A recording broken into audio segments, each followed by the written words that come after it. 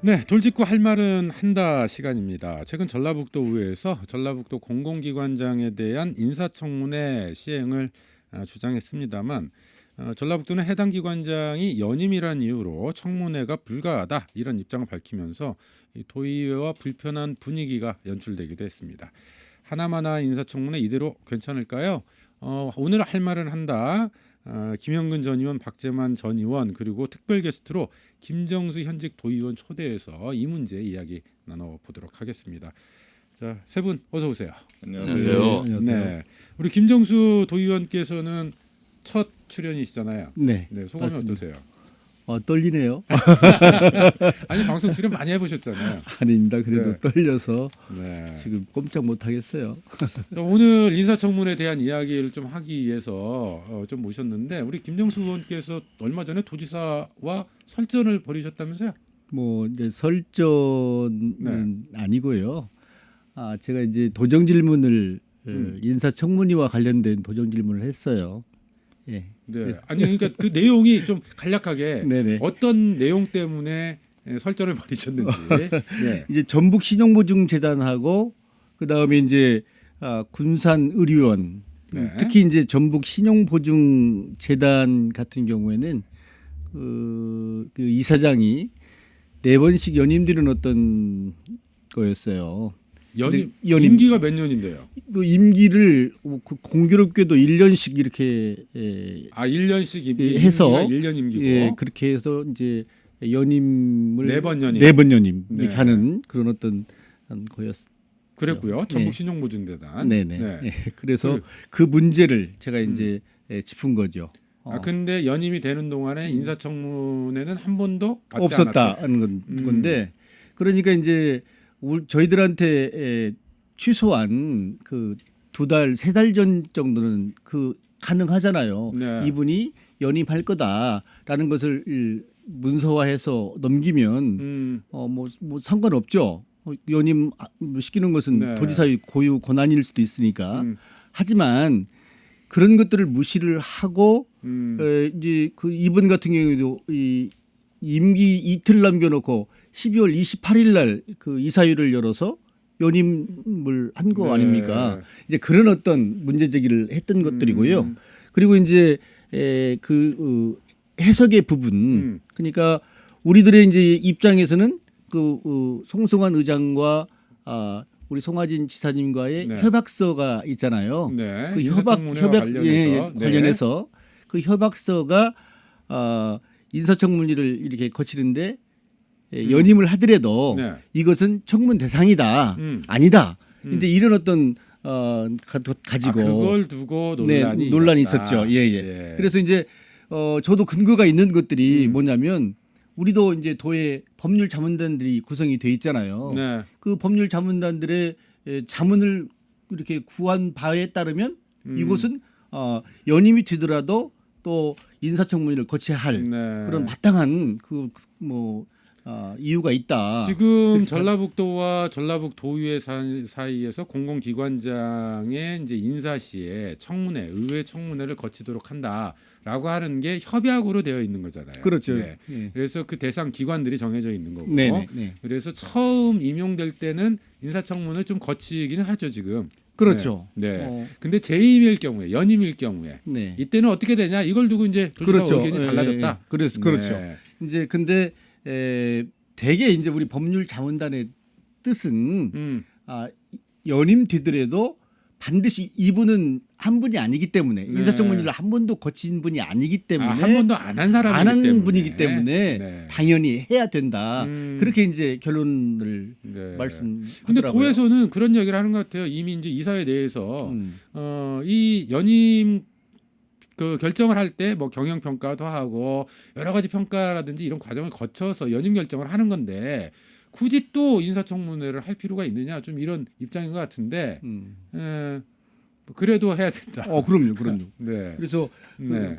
도에서는 우리 박재만 의원. 예, 근데 네. 제가 알기로는 네. 지금 이 연임되신 분들이 2019년도에 의회하고 집행부하고 협약하기 전에 임명된 분들이기 때문에 협약 전에 임명됐기 때문에 연임을 해도 뭐 청문회를 안 해도 된다는 또 그런 또 네. 법률 때문에 저는 안 한 걸로 알거든요. 아닙니다. 그 인사청문 실시 그 협약서라는 게 이게 3조에 그게 있더라고요. 그러니까 집행부 측에서는 연임 후 경우에는 인사청문회를 하지 않는다 이렇게 이제 그 네. 이야기하는 거고 이제 저희들은 또 전화 우리 이제 의회에서는 이분은 인사청문회 자체를 거치지 않은 분이기 때문에 네, 알겠습니다. 반드시 이런 절차들을 거치고 가야 된다. 음. 이제 그런 내용입니다. 예.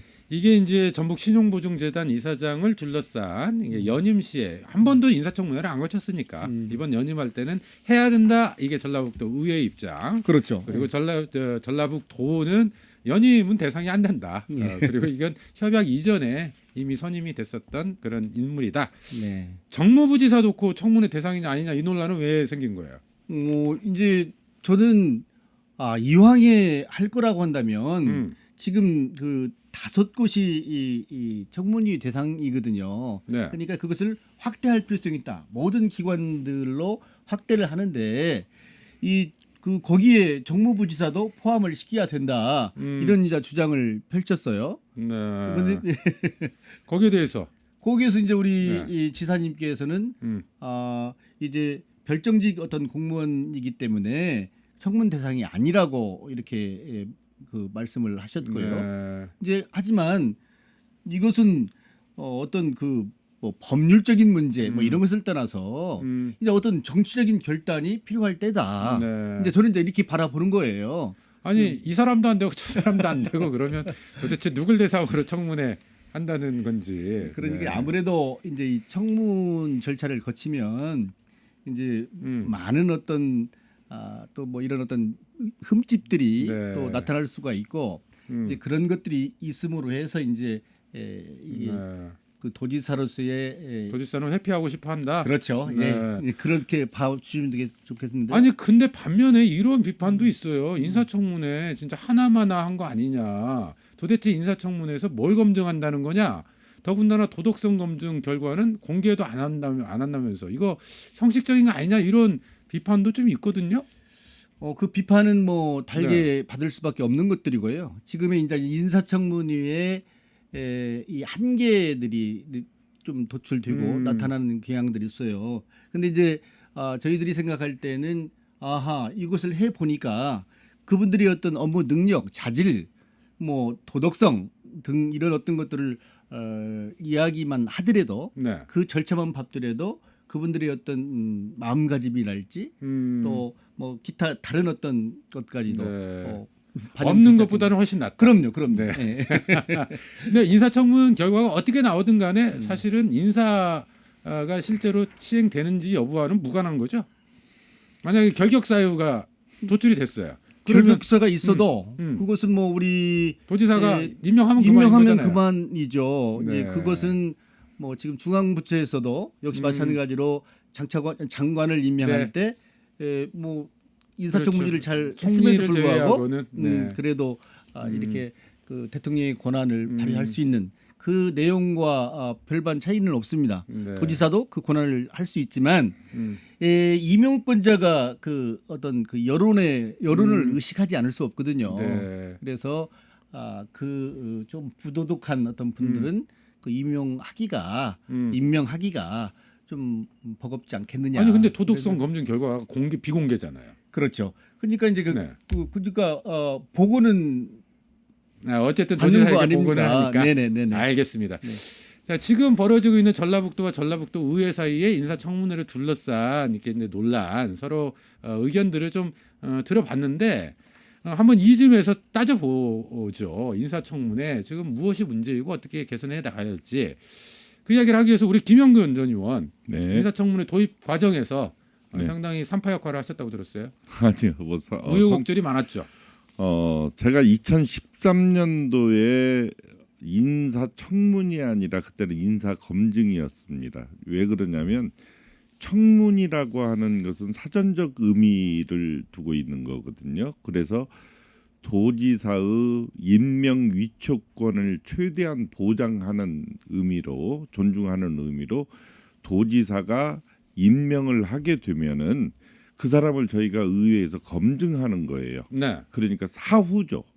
예, 이를테면 임명 후에 검증을 해서 이분이 가령 예를 들어서 A라는 기관에 거기 거기를 책임지고 있는 원장으로 경영자로 오게 된다면 소위 제가 맡고 있는 그 기관이 빚이 뭐 예를 들어서 100억인데 제가 근무하는 2년 동안은 50억으로 낮추겠습니다. 네.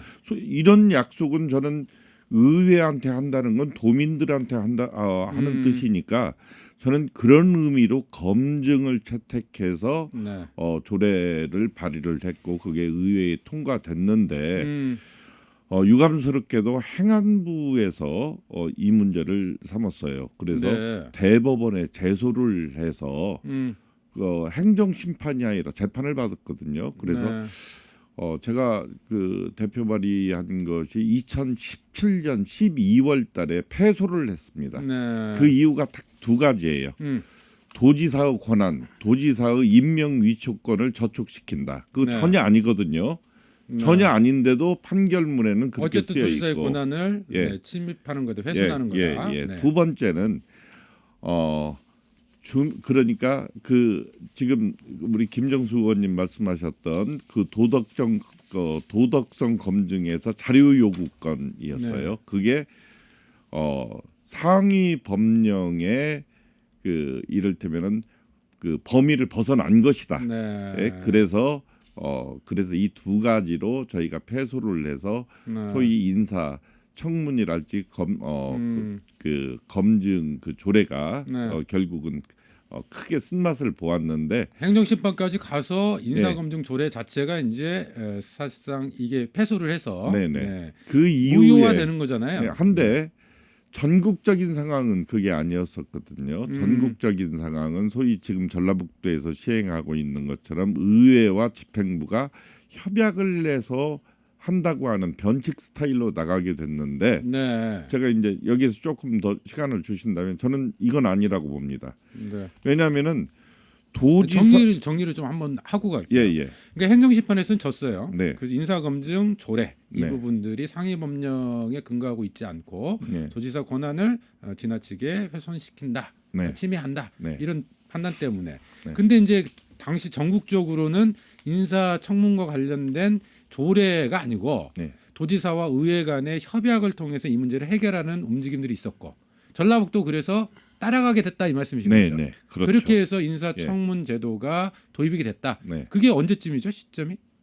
19년도로 2019년. 예. 2019년. 1월달에 네. 18년에 패소하고 19년부터 다시 협약을 하게 된 네. 거죠. 네. 19년 1월 16일 날. 네. 그때 도입이 됐고. 네네. 네. 근데 거기에 대해서 우리 김영근 의원은 이것도 문제가 있다. 이 네, 문제 말씀이시고. 있죠. 분명히 네. 문제가 있어요. 왜 그러냐면 지금 협약할 정도 의회와 도지사의 양해에 의해서 서로 약속에 의해서 하자고 하는 건 약속이고 그건 도민과의 약속이에요. 네. 의회와의 약속이 아니라 도민과의 약속인데 이 협약을 해서 소위 하나마나한 청문을 할 바에는 조례로 제도로 만들어 놔야죠.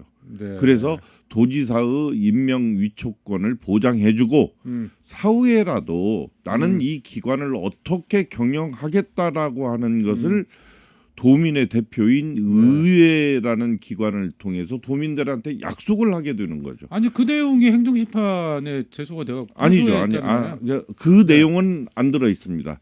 그 행정 그 대법원에서 패소한 것은 딱 두 가지예요. 도지사의 임명권을 저촉시킨다. 또 한 가지는 상위 법령의 한계를 벗어났다. 그러니까 법령의 범위 바뀌다. 그게 어떤 거냐면 네. 지금 A라는 기관장이 왔어요. 그러면 네. A라는 기관장한테 우리가 자료를 요구를 하잖아요. 네. 그게 그 A라는 기관장을 주민으로 본 거예요. 대법원에서는. 그래서 주민들한테 소위 함부로 자료 요구해서는 안 된다. 이런 뜻으로 해석해서 네. 두 가지가 문제가 돼서 패소했던 겁니다. 아니 그러니까 그 내용들이 여전히 현재도 이제 존재하는 거잖아요. 법이 상위 법령이 바뀌지 않는 조건에서. 저는 도지사의 네. 결심이 있으면 이 조례 충분하다고 봐요. 네. 도지사의 알겠습니다. 결정이- 일단은 우리 네. 김인근 의원한테 그 관련해서 경과에 대해서 좀 들었고요. 여기 박지만 전 의원도 좀 이 과정 논의 진행 상황도 좀 알고 계시잖아요. 지금 네. 재판에서는 집행부가 이겼잖아요. 네, 집행부가 이긴 건 네. 아니죠. 집행부가 이긴 건 아니고 네. 유감스럽게도 그때 행안부에서 네. 그 제소를 했거든요. 그러면은 예를 들어서요. 우리 지방자치가 더 이상 여기서 참 그 크지 못하고 있는 게 바로 상위 법령의 범위 아니라고 하는 조항 때문에 그렇습니다. 네. 한데 아니 그 말씀은 알겠어요. 예, 그러니까 예. 상위 법령이 지금 현실적으로 문제가 되고 그렇기 때문에 이 법을 바꿔야 된다라고 하는 논의를 이제 우리가 할 필요가 있는 네네. 거잖아요. 근데 집행부 입장에서는 재판에서 이겼는데 협박을 해준 것만 해도 양보했다고 생각을 하지 않으려나. 집행부 입장에서는 그럴 수 네, 있다. 예. 네. 재판을 해서 결과 나왔는데 안 해도 되는데 협박을 해서 청문회를 하고 그러면 안 해야죠. 있는 것도 그 의회한테 그러면 안 하는 게 이심 쓰는 낫다. 것도 근데 하고 차라리 안 이번에 해야죠. 이번에 김정수 이제 의원. 도정질문 중에 이제 도지사께서 그 어떤 도의회와의 어떤 소통의 부재가 있었다. 이런 어떤 것을 인정을 했어요. 네. 저는 이제 이 부분을 굉장히 중요시 여기는데요. 좀 더 저희들이 좀 보완하고 다듬고 하면 좀 더 내실 있는 어떤 그 청문회의 길이 열리지 않겠느냐. 저는 이제 긍정적인 어떤 시각들로 네. 이렇게 바라봐. 아니 도지사가 이야기했던 소통의 부재라는 건 뭘 말하는 거예요? 그러니까 이제 법률적인 해석을 놓고 네. 이제 마치 핑퐁 게임 하듯이 저쪽에는 네. 연임과 관련된 상황은 네. 청문이 대상이 아니다. 음. 하지만 우리는 아까 전자에서도 말씀드렸지만 이곳은 한 번도 걸치지 이 청문회를 안 했기 때문에 해야 된다. 이것은 법률적인 자문을 받았다. 네. 이제 이런 내용들을 서로 주고받다 보니까 네.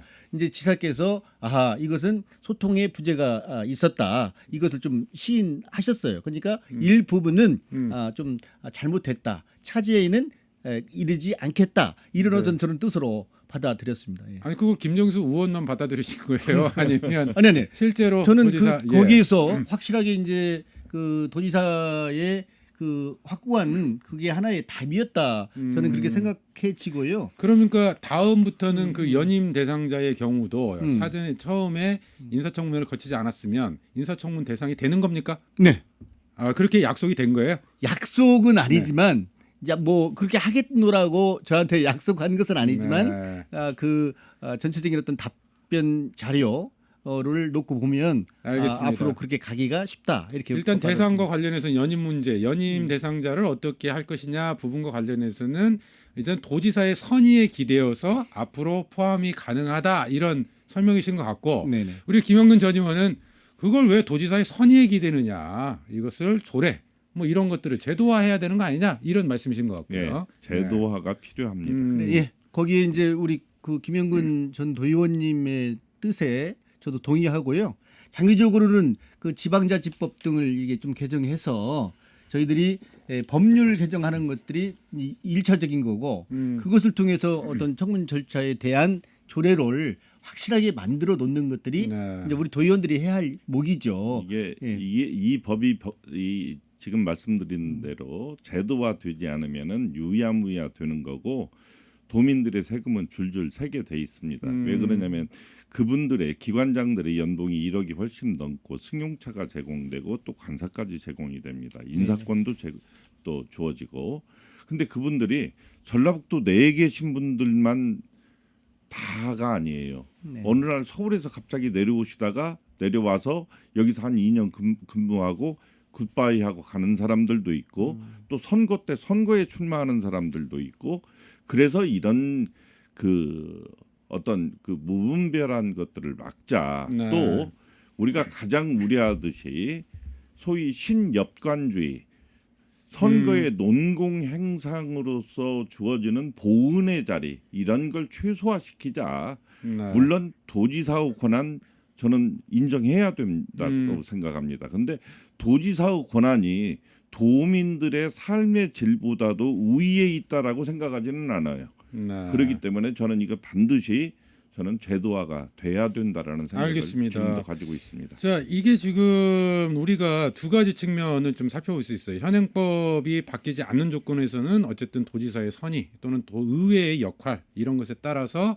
인사청문제도가 잘 정착이 되어가는 곳이 있고 그렇지 않은 곳이 있고 이런 차이가 좀 있는 것 같고요. 장기적으로는 제도화하기 위해서 상위 법령을 고치는 작업이 필요하고. 근데 아까 우리 박재만 그 전 의원께서 그 이야기를 좀 하셨어요. 도지사가 그래도 나름 선의를 보이신 거 아니냐. 그 지난번 협약 과정에서 이런 표현을 했는데 지금 다른 도에서도 좀 도입이 됐잖아요. 협약도 네, 만들고. 네. 예. 거기에 비해서 우리 송화진 전북도지사는 인사청문회에 대해서 좀 의지가 강한 편입니까? 어떻게 좀 평가하세요? 글쎄요. 다른 지역하고 비교해서. 지금 아마 재판 결과 난 후에 다른 자치단체에서 인사청문회를 이제 시행을 하니까 제가 볼 때는 송하진 지사님도 다른 데서 하면은 더 이상 명분이 없구나 해서 아마 협약을 한 것 같아요. 어쩔 수 없이 그냥 뒤에서 따라간 남들이 하는 대로 따라간 뭐 이런 케이스다. 다른 자치단체에서도 네. 하니까 이 도원들은 왜 다른 데는 하는데 전북은 네. 안 하냐고 계속 김정수 의원 같은 분이 이렇게 계속 목소리를 내니까 그러니까 실질적으로 인사청문회를 도입할 자의적으로 이제 본인 스스로 도입하겠다라고 하는 의지는 별로 안 보인다 이런 평가신 것 같아요. 글쎄요 그건 뭐 본인만이 알 수 있기 때문에 현직으로서 볼 때는 어떠세요? 저는 이제 그 속 내용까지는 제가 잘 모르겠지만 이 협약서가 이루어지는 단계는 맨 처음에 우리 전라북도가 이 인사청문회 제도에 관련된 조례를 전국에서 맨 처음 낸 건 사실입니다. 예. 근데 그게 이제 대법원에서 이렇게 잘못됐잖아요. 그러다 보니까 맨 첫 선두에 달렸던 이 전라북도 의회가 나중에는 이제 거의 뭐 꼴찌 수준에 가까운 네. 그런 어떤 의의로 됐어요. 됐는데 어찌 됐든 2019년 1월 16일 날 도지사님하고 또 우리 의장하고 통큰 결단들이 서로 이루어져서 네. 협약서가 이루어진 것만 자체도 이것은 엄청난 변화다. 저는 긍정적으로 이렇게 생각합니다. 근데 네. 그러기 전에 네. 다른 광역 시도에서는 이미 다 하고 있었어요. 네, 그러니까 제가 꼴찌라고 말씀드렸어요. 예. 알겠습니다. 자, 뭐 인사청문회 이야기를 해봤는데 그거 말고도 뭐 짚어야 될 것들이 굉장히 많은 것 같아요. 일단 지금 미비한 점들, 청문 대상 어떻게 설정할 거냐. 그거보다 더 중요한 건 이 청문회 내용들이 실질적으로 원래 도입됐던 취지를 달성을 해야 되는 거잖아요. 그렇죠. 부적절한 인사가 공공기관장의 자리에 오르지 못하도록 막는 실효적인 역할을 할 수 있느냐 이 부분에 대해서 우리가 좀 짚어봐야 될 것 같은데.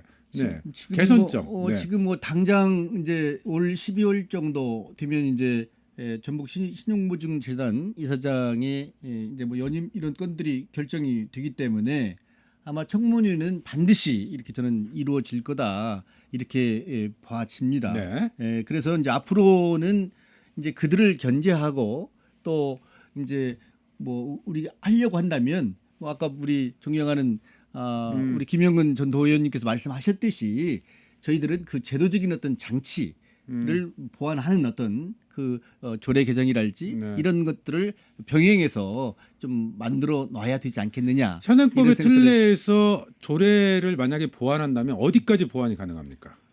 그러니까요. 저는 이제 네. 지금 그 내용은 제가 세세하게 들여다보지는 않았어요. 네. 안 했지만 지금 그 타시도에 보면 역시 마찬가지로 타시도도 그 협약서에 준한 네. 내용만 가지고 이렇게 하기 때문에 이제 뭐 우리가 이제 뭐 이 정치적인 어떤 논의가 필요하지 않느냐 그런 시점에 왔지 않느냐 이런 생각을 합니다. 김용근 전 의원 뭐 어떻게 좀 대안들 저는 가야 될까요? 협약서는 있을 때 최대한 의회가 움츠러들지 않아야 된다라는 생각을 가지고 있습니다. 그래서 의회에서 의회만의 생각이 아니라 도민들의 생각을 반영해서 그분들이 과연 여기 그 기관을 맡으면서 내가 어떤 경영을 펼칠 것인지 이걸 미리 말하고 펼치는 거지 여기에서 쉬었다 가는 것이 아니거든요.